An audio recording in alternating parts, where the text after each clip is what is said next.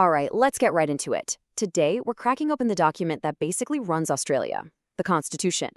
Think of it as the nation's ultimate rulebook, the blueprint for how the entire country operates. So let's dive in and see what makes it tick. You know, the Australian government solicitor once called it the birth certificate of a nation. And that really says it all, doesn't it?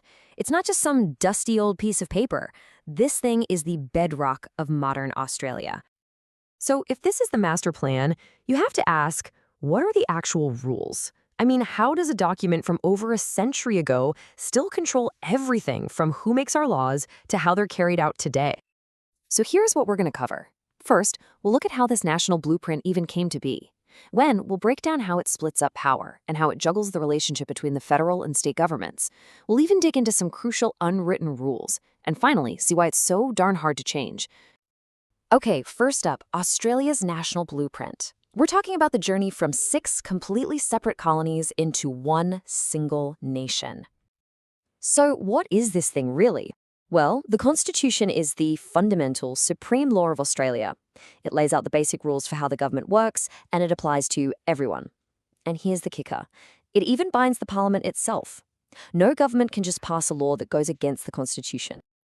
And its origin story is pretty cool. You have to go back to the 1890s, when reps from the 6 colonies got together to hash out a draft. That draft then went all the way to London and was passed as a British Act of Parliament in 1900. And then, on January 1st, 1901, boom, the Constitution kicked in, and the Commonwealth of Australia was officially born. Now for Section 2. Let's look at the core design of this blueprint, which is all about something called the 3 branches of power.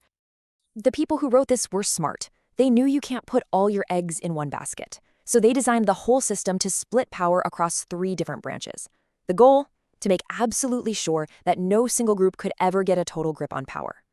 It's a classic system of checks and balances. So who are the 3 main players? Well, first, you've got the Parliament. That's the legislative branch. They're the rule makers. Second is the executive government. They're the ones who actually put the laws into practice. And third, you have the judiciary. That's the court system. They're like the referees, interpreting the laws and making the final calls. Okay, but here's where it gets really interesting. See how the judiciary, the courts, are kept completely separate? That's to make sure they stay impartial. But then look at the other side. There's a deliberate overlap.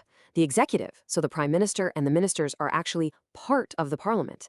This connection is super important. It's the core of what we call responsible government, which basically means the government has to answer directly to the parliament, and through them, to us, the voters.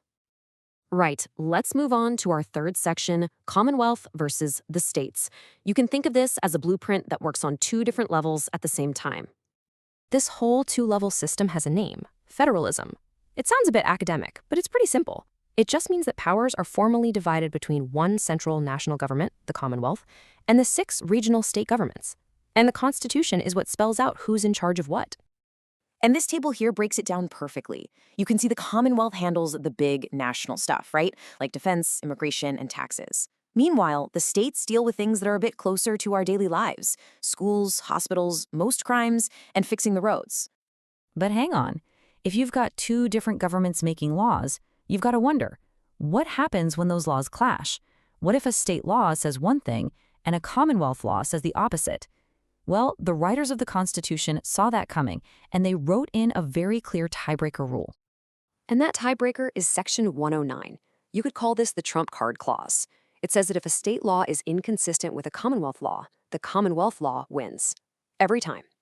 The state law isn't totally wiped out, but wherever it clashes, the federal law takes over. It's how we keep things consistent across the country. Okay, next section. And this one's a bit different. We're talking about the government's unwritten rules. It's like finding the secret notes scribbled in the margins of the official blueprint. So get this. If you were to read the Constitution from start to finish, you would not find the words Prime Minister or Cabinet. Not once. Seriously. 2 of the most powerful positions in our entire system of government, and they're not even in the official rulebook. So, how on earth do they exist? Well, they exist thanks to something called constitutional conventions. These are basically the unwritten traditions and practices that we inherited from the British system of government. They're not legally binding, but they're absolutely essential to making the whole thing work.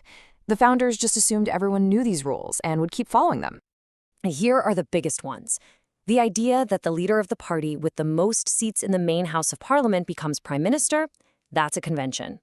The rule that the governor general almost always just does what the prime minister advises, also a convention.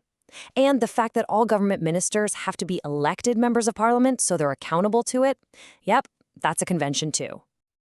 And for our final stop, changing the Constitution. Now, the blueprint isn't set in concrete, but the process for making any edits was deliberately designed to be very, very tough. The only way to change it is through a special public vote called a referendum.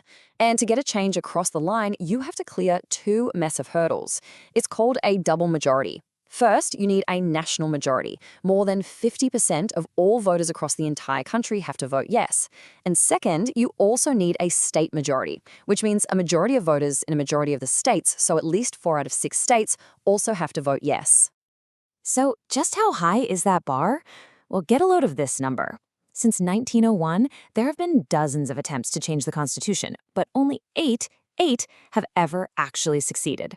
It just shows that unless a proposal has overwhelming support from everyone, including both major political parties, it's almost certainly doomed to fail. But what this difficulty really reinforces is a powerful democratic idea. The ultimate power to change the nation's foundational rulebook doesn't belong to the politicians or to the judges. It rests solely with the Australian people. And all of this leaves us with one final massive question. We have a national blueprint that was drafted in the age of the horse and buggy, and it's now trying to guide a fast-paced digital 21st century nation. So you have to wonder, how is this document going to hold up and adapt to all the challenges we haven't even thought of yet?